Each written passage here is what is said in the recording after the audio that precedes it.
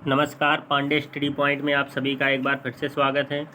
आज हम हिंदी के कुछ और महत्वपूर्ण प्रश्नों को लेकर आए हैं जो बोर्ड परीक्षा में आने की बहुत ज़्यादा संभावना है। तो आज हम आपको सेशन शुरू करने से पहले आपसे कहना चाहेंगे कि हमारे चैनल को सब्सक्राइब कीजिएगा, वीडियो अच्छा लगे तो लाइक कीजिएगा और शेयर कीजिएगा।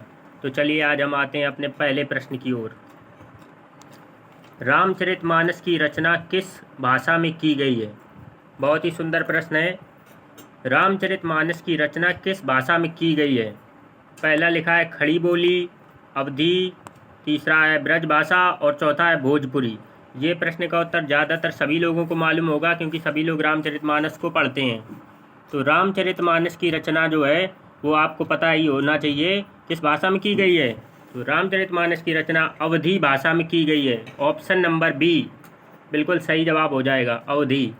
ठीक है, रामचरितमानस की रचना अवधी भाषा में की गई है। तो चलिए अब दूसरे प्रश्न की ओर बढ़ते हैं। किस काल को हिंदी साहित्य का स्वर्ण युग कहा जाता है?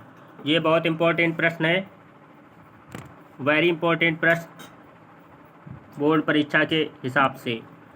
किस काल को हिंदी साहित्य का स्वर्ण युग कहा जाता है? पहला विकल्प आदिकाल, दूसरा विकल्प रीतिकाल, तीसरा विकल्प भक्ति काल और चौथा है आधुनिक काल। तो भक्ति काल जो है ये वाला ऑप्शन नंबर सी, इसको हिंदी साहित्य का स्वर्ण युग कहा जाता है, भक्ति काल को, तो याद रखिएगा। चलिए अब हम आते हैं अपने तीसरे प्रश्न की ओर। द्विवेदी युग का समय है, मतलब द्विवेदी युग कब से प्रारंभ हुआ? तो पहला विकल्प लिखा है 1900 से 1903, दूसरा विकल्प है 1900 से 1920, तीसरा विकल्प है 1903 से 1920 और चौथा विकल्प है 1900 से 1913।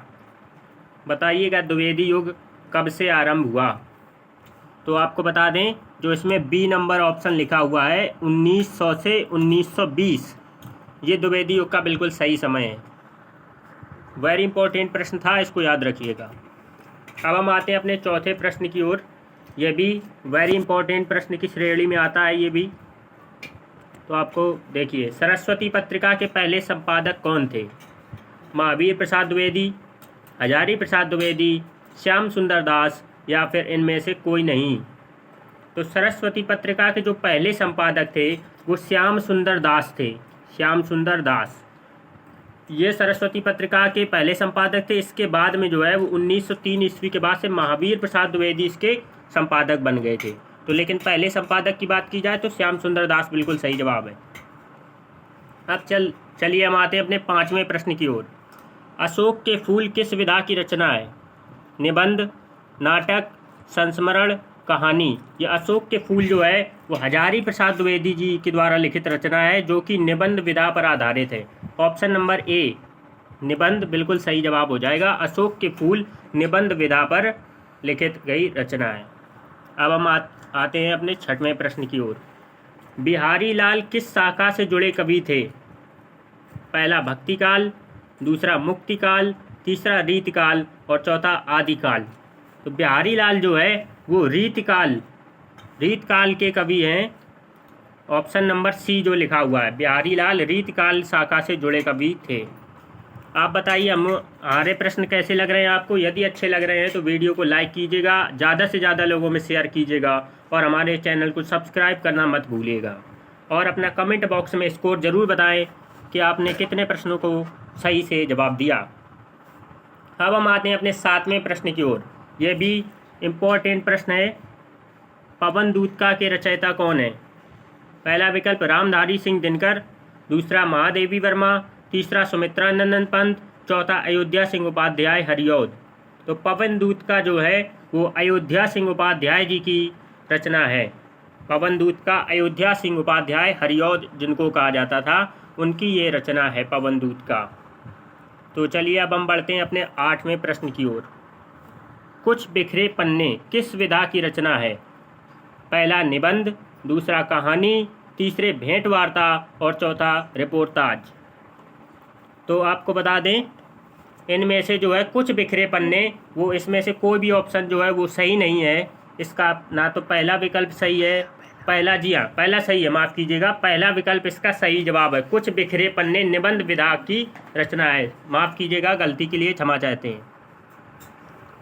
अब हम आते हैं अपने 9वें प्रश्न की ओर। ध्रुव स्वामिनी किस विधा की रचना है? ध्रुव स्वामिनी किस विधा की रचना है? तो आपको बता दें, जयशंकर प्रसाद जी द्वारा लिखित ये रचना है ध्रुव स्वामिनी, जो कि नाटक है। इसमें से विकल्प नहीं दिया गया है, तो ई विकल्प आप मान सकते हैं, इनमें से कोई नहीं, इनमें से कोई नहीं, ये वाला सही जवाब हो जाएगा। जयशंकर प्रसाद के नाटक की बात की जाए तो चंद्रगुप्त, अजातशत्रु, ध्रुव स्वामिनी, ये उनके सभी नाटक हैं। तो ध्रुव स्वामिनी नाटक विधा की रचना है। ठीक है, अब हम आते हैं अपने 10वें प्रश्न की ओर। एक घूंट जो रचना है वो नाटक है, कहानी है, उपन्यास है या फिर एकांकी है? तो आपको बता दें, एक घूंट के रचयिता जो हैं वो जयशंकर प्रसाद, इसके भी हैं जयशंकर प्रसाद, एक घूंट, और उन्होंने उनका ये भी नाटक हो जाएगा एक घूंट। याद रखिएगा, एक घूंट जो है वो नाटक है। ठीक है, अब हमारे सभी प्रश्न जो है समाप्त हो गए हैं। आपसे फिर से गुजारिश करना चाहेंगे कि वीडियो को लाइक करें और चैनल को सब्सक्राइब करें। धन्यवाद, जय हिंद।